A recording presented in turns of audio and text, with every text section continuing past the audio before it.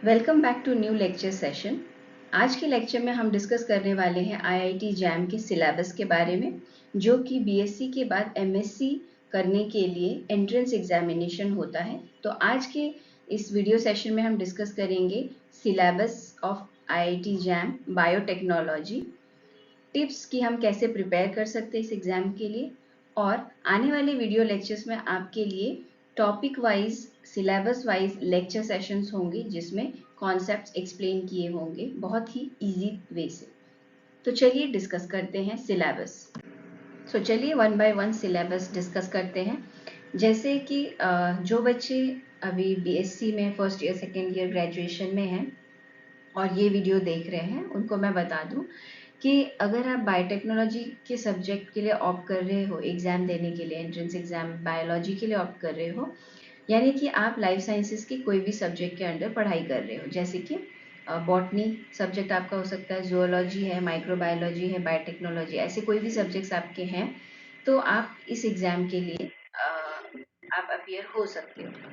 ठीक है, तो यहाँ पे क्या कहा गया है, आप ध्यान से देखिए कि बायोटेक्नोलॉजी जो पेपर है that is comprises of biology, chemistry, mathematics and physics. तो यहाँ पे एक बात आप क्लियरली समझ लीजिए कि जो बायोलॉजी है वो 10+2+3 यानी कि आपके बीएससी लेवल तक में जो भी बायोलॉजी आपने पढ़ा है, बॉटनी, जूलॉजी, बायोटेक्नोलॉजी, बायोकेमिस्ट्री, जो भी आप लोगों ने पढ़ा है वो बीएससी लेवल तक का आपको पूछा जाएगा, और केमिस्ट्री भी आपका बीएससी लेवल तक पूछा जाए। तो दो बातें ध्यान में रखिए, बायोलॉजी और केमिस्ट्री आपको बीएससी लेवल तक पूछा जाएगा, मैथमेटिक्स और फिजिक्स जो है वो आपको 12th तक 10+2 यानी कि 12th स्टैंडर्ड तक आपने जो मैथ्स और फिजिक्स पढ़ा है उसके बारे में पूछा जाएगा।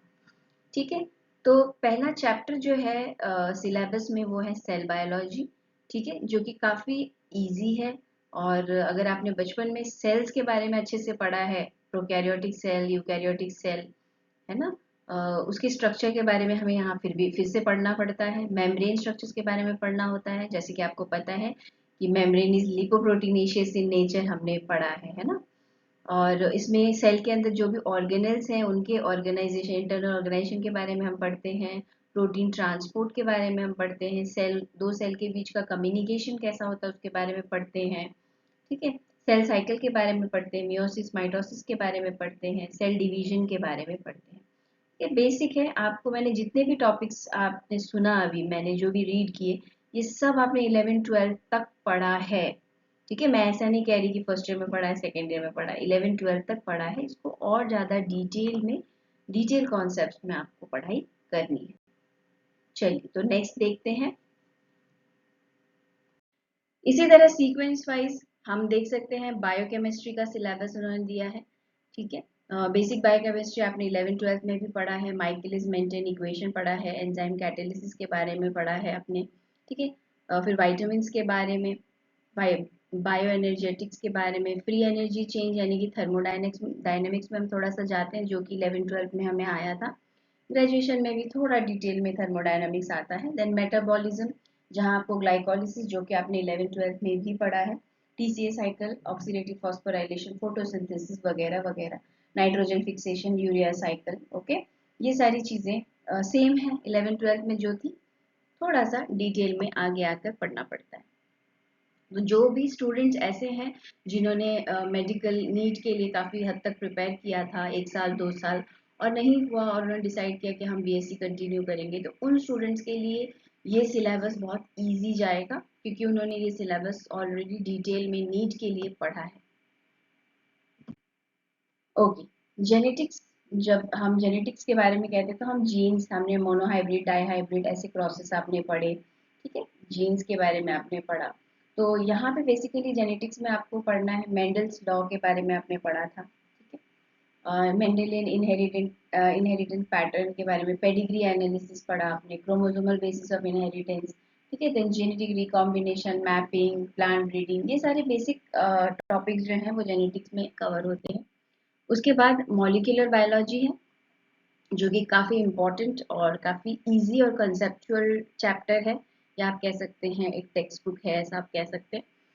यहाँ पे हमें डीएनए रेप्लिकेशन, ठीक है, प्रूफ रीडिंग, ट्रांसक्रिप्शन ट्रांसलेशन यानी कि प्रोटीन फॉर्मेशन। पहली बात तो बहुत मेजर दो टॉपिक्स जब मैं लेक्चर्स में आपको पढ़ाऊंगी तो आपको समझ में आ जाएगा कि डीएनए रेप्लिकेशन और प्रोटीन फॉर्मेशन ये दोनों अलग अलग ग्रुप में ही कंसिडर होते हैं और पूरा मॉलिक्यूलर बायोलॉजी उसमें ऑलमोस्ट कवर हो जाता है। ठीक है, नया डीएनए का बनना और उसी डीएनए से प्रोटीन का फॉर्मेशन, उसमें मॉलिक्यूलर बायोलॉजी पूरी तरह से कवर हो जाती है।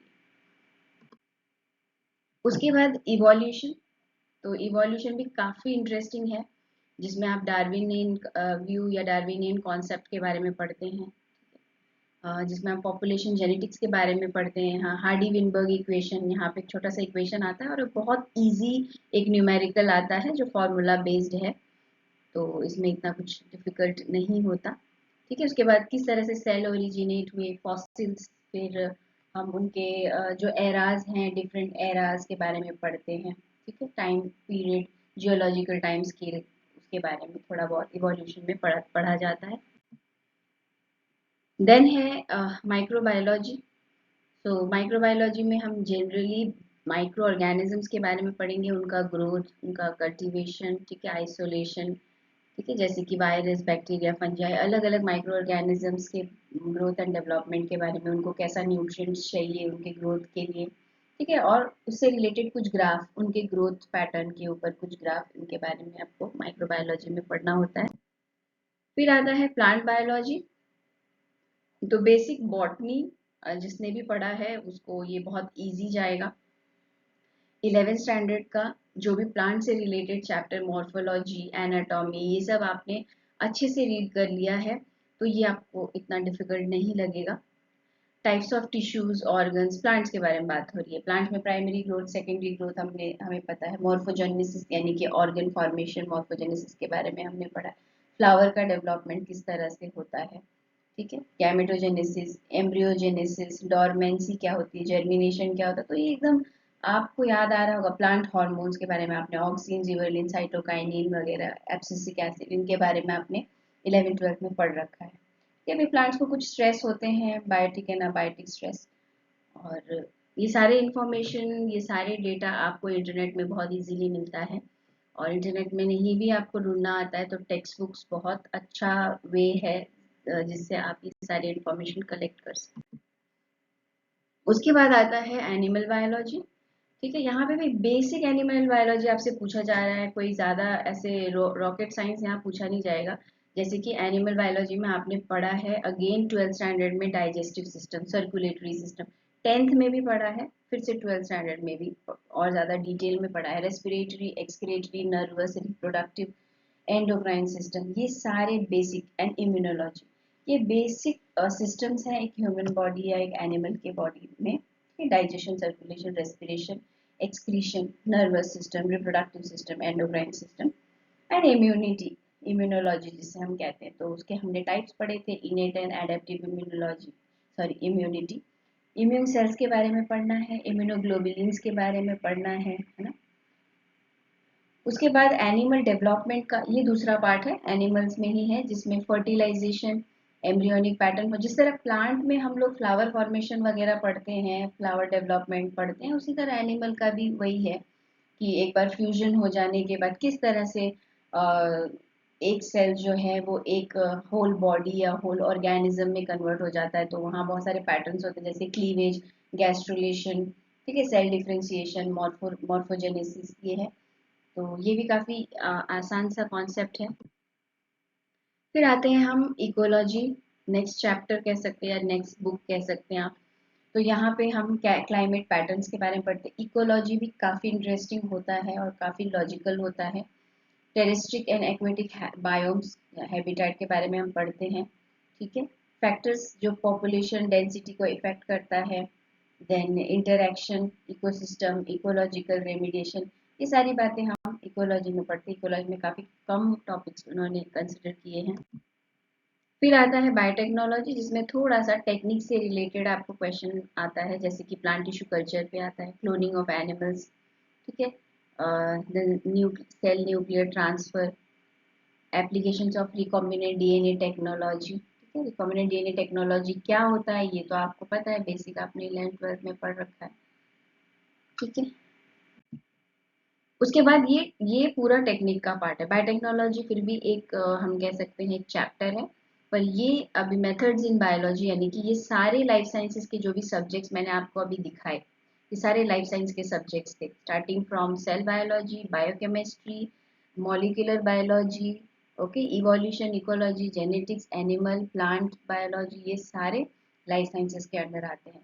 और इन सब्जेक्ट्स में जो भी हम लैब लेवल में या रिसर्च लेवल में या पीएचडी लेवल में जो भी काम करते हैं, उनके लिए ये मेथड्स हमें बेसिक मेथड्स हैं जिनका नॉलेज हमें होना होता है। तो पहला मेथड है माइक्रोस्कोपी, यानी कि आपको माइक्रोस्कोप हैंडल करना या माइक्रोस्कोप के बारे में प्रॉपर नॉलेज चाहिए। लाइट माइक्रोस्कोप भी और इलेक्ट्रॉन माइक्रोस्कोप, उसके बारे में पढ़ना पड़ेगा। Staining protein with antibodies, visualisation using GFP reporter, ठीक है। तो ये बेसिक लैब टेक्निक्स हैं जिनके बारे में आप अभी ग्रेजुएशन लेवल में ये सारे काम करोगे नहीं, पर थेरेटिकल नॉलेज इसका आपको होना चाहिए।